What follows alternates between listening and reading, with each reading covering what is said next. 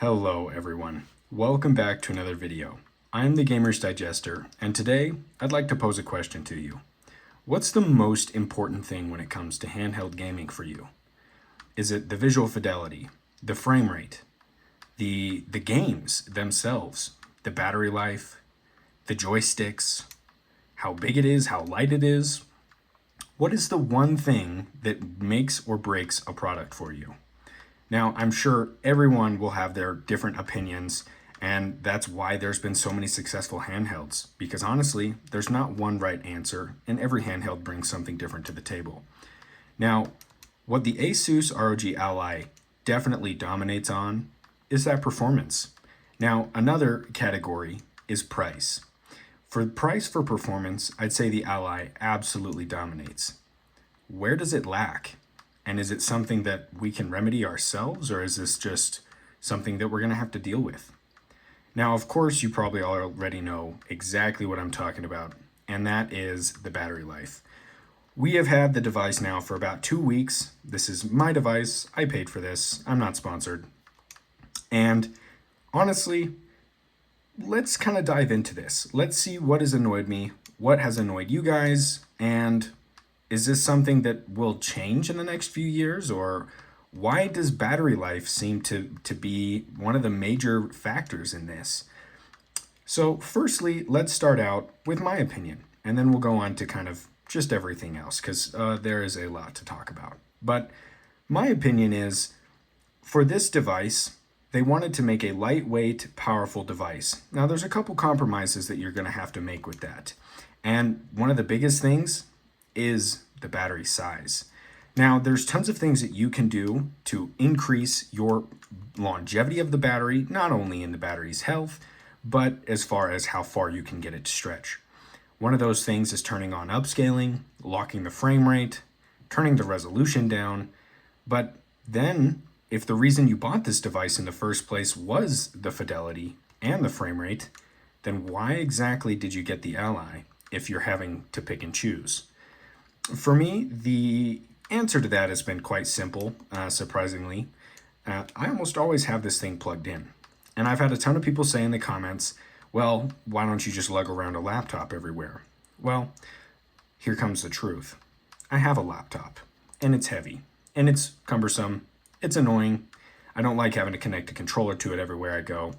Yeah, the graphics are all right. It's loud as a car. The list goes on. There's a reason why handheld gaming has been dominating lately, and everyone's interested to see what's what. I don't think that I should really have to provide many more reasons than that, but I did want to satisfy some of your guys' questions. I do have a laptop, and I think it is far inferior to this device. We are literally looking at a 7-inch 120 hertz display that is fitting comfortably inside of my hands, that I'm not even entirely sure how much it weighs, but it feels almost like nothing. When they're trying to make a lightweight device, a small device, if you compare the size of this device to the Steam Deck, it becomes very noticeable. This is only a little bit bigger than a Switch, and we're only getting about an hour of battery life. Now, for me, like I said, I almost always have this plugged in. Now, whether that's an outlet or that is a portable power bank, I'm not entirely sure what the best answer for this is. Because when I posed that in my first video that I made regarding battery life, I was met with a lot of people saying where they're at, they don't have access to outlets like I do here in America.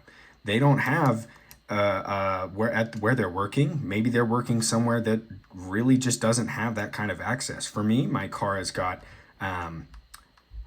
oh man, I don't even know what that port is called. That circular port. I can just plug in a converter and boom, I've got power. At work, I've got outlets everywhere. I work in an office. At home, of course, I've got outlets everywhere, perfectly placed next to my couch. So pretty much almost everywhere I'm good. I have an Anchor power bank that I take with me places. But then I thought to myself, if I was 16 and I had just mowed a bunch of lawns, saved up a ton of money for this device, and I was a little disappointed by the battery, and the one solution that somebody has for me online is, oh yeah, just shell out another $100 for a power bank that'll give you an extra hour or two. I don't know if that's the best solution. And honestly, the more that I think about this, I don't really think that there is one. We have to sacrifice somewhere. At least for right now, as of 2023, June, there has not been some rapid breakthrough in physics, in particles, in the way that we can store energy.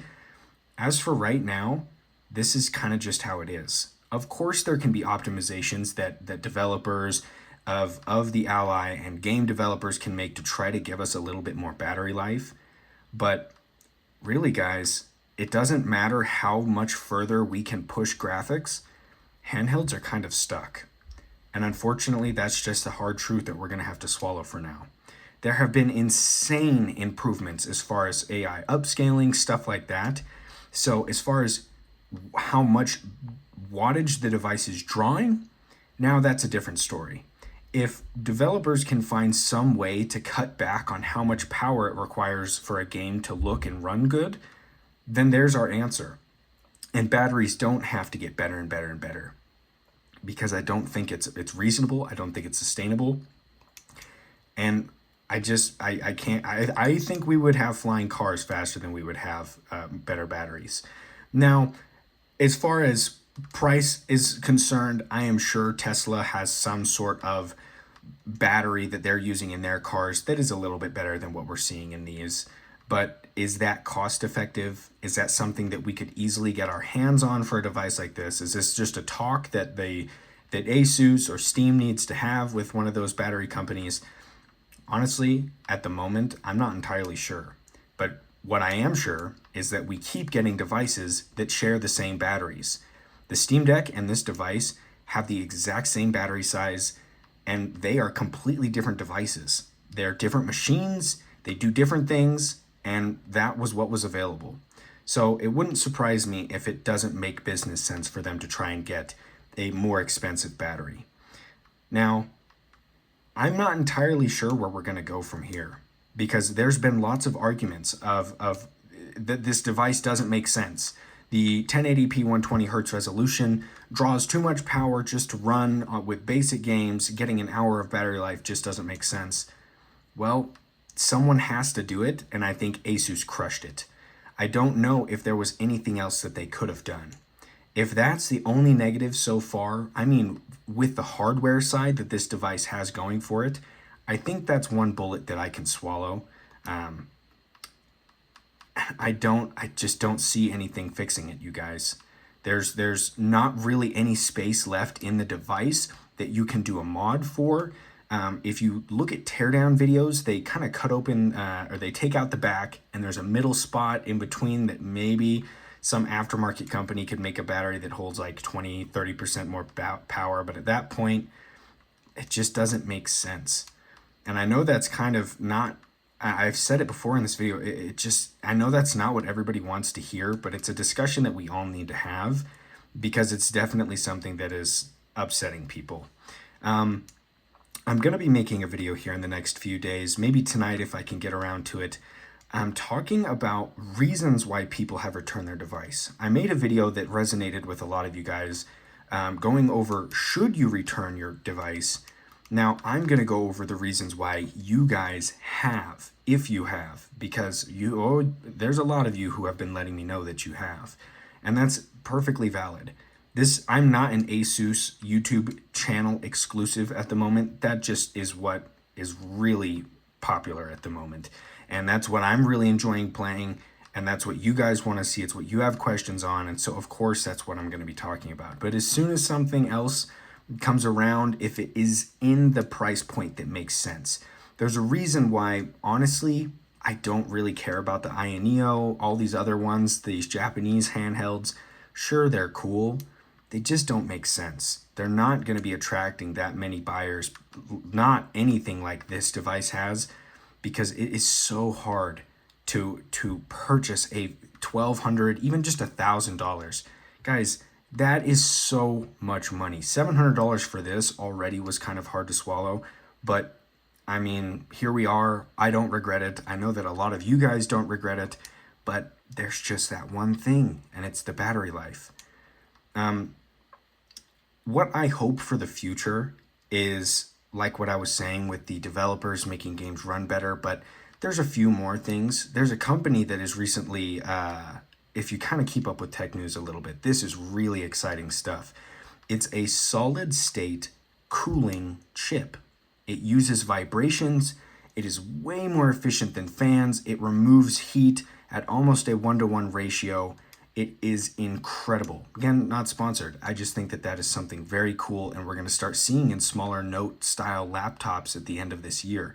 It's called Frore, Frore, and I encourage you, if you're looking for something to make you a little excited, go check that out. Watch just a simple YouTube video on how it works, and that's what I mean by innovations.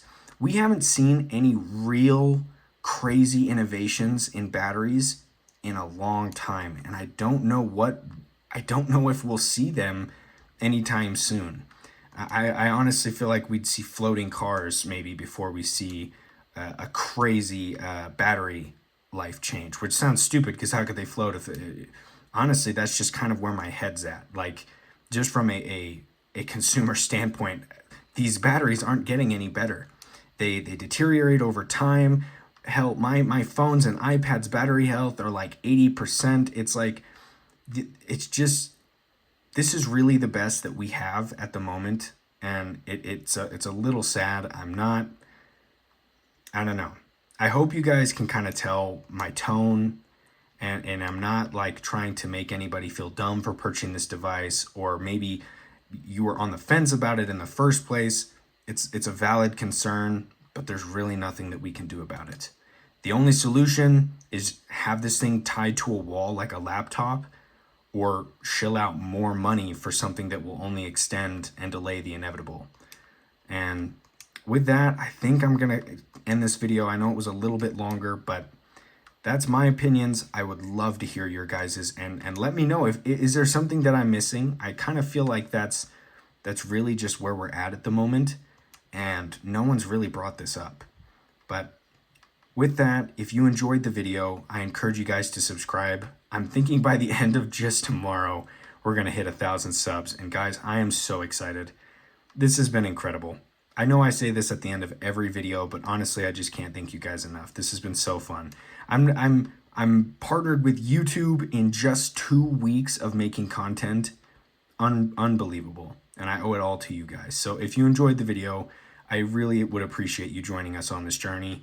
And hopefully in the next couple months, maybe we'll hit 10,000. But with that, I'll leave you guys to enjoy gaming, relax, have a drink, enjoy this weekend. It's going to be a fun one. You guys take care.